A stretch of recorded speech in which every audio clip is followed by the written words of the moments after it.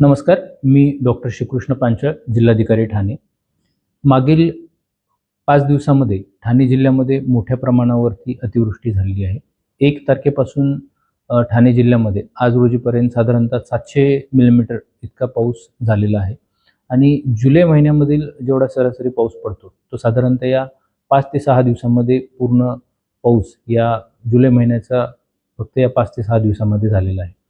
आपल्याकडे काही भागांमध्ये झाडे पडण्याचा प्रकार हा ताशी 70 ते 80 किलोमीटर वेगाने वारे वाहत असल्यामुळे बऱ्याच ठिकाणी होत आहे. त्यामुळे नागरिकांना जिल्हा प्रशासनातर्फे आवाहन असेल की झाडांच्या खाली किंवा होर्डिंगच्या जवळ आपण आडोसा घेऊन थांबू नये.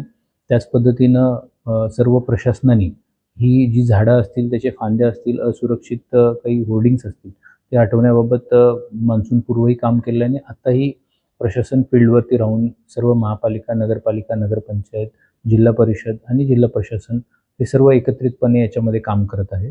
त्याच पद्धतीनं आपल्याकडे जी नदीकाठची गावं आहेत, तर त्यांना देखील उल्हास नदीची धोक्याची पातळी गाठली असल्यामुळे तिथल्या भागातील लोकांना सतर्कतेचं आव्हान जिल्हा प्रशासनामार्फत देण्यात येत आहे. क्षेत्रीय स्तरावरती अधिकारी सर्व जी सखल भाग आहेत, तर त्या भागांमध्ये काही ठिकाणी नागरिकांचं जे स्थलांतरण आवश्यक आहे, त्या पद्धतीनं ती कारवाई करण्यात येत आहे.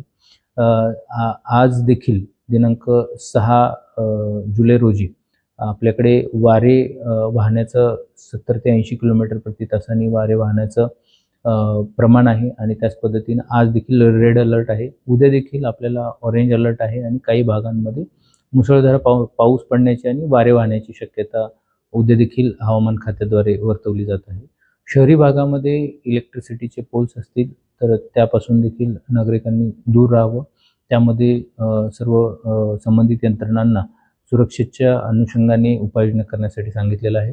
सोसायटीमध्ये जे इलेक्ट्रिकचे कनेक्शन असतात, काही ठिकाणी पाणी सोसायटीच्या गेटच्या तिथे साचल्यामुळे त्या पद्धतीनं सोसायटीने देखील सुरक्षेच्या उपाययोजना कराव्या. इलेक्ट्रिकचे जे कनेक्शन्स असतील, लूज कनेक्शन आहेत का नाही ते तपासून घ्यावे आणि संबंधित विभागांना देखील अशा जे सखल भागामध्ये जे सोसायटी आहेत, पाणी जिथे साचतंय तिथे देखील महावितरण विभाग असेल किंवा इतर ज्यांच्याकडून विद्युत पुरवठा होतोय त्यांना देखील अशा प्रकारच्या सूचना देण्यात आलेल्या आहेत.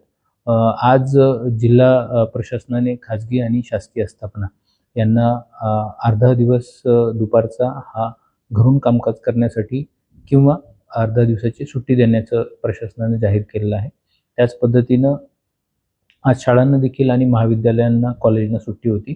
तर जास्तीत जास्त नागरिकांनी घरामध्येच राहून आवश्यकता असेल तेव्हाच बाहेर पडावे आणि हीच खबरदारी उद्या देखील सर्व नागरिकांनी पाळावी असं आवाहन जिल्हा प्रशासनाच्या तर्फे करण्यात येत आहे.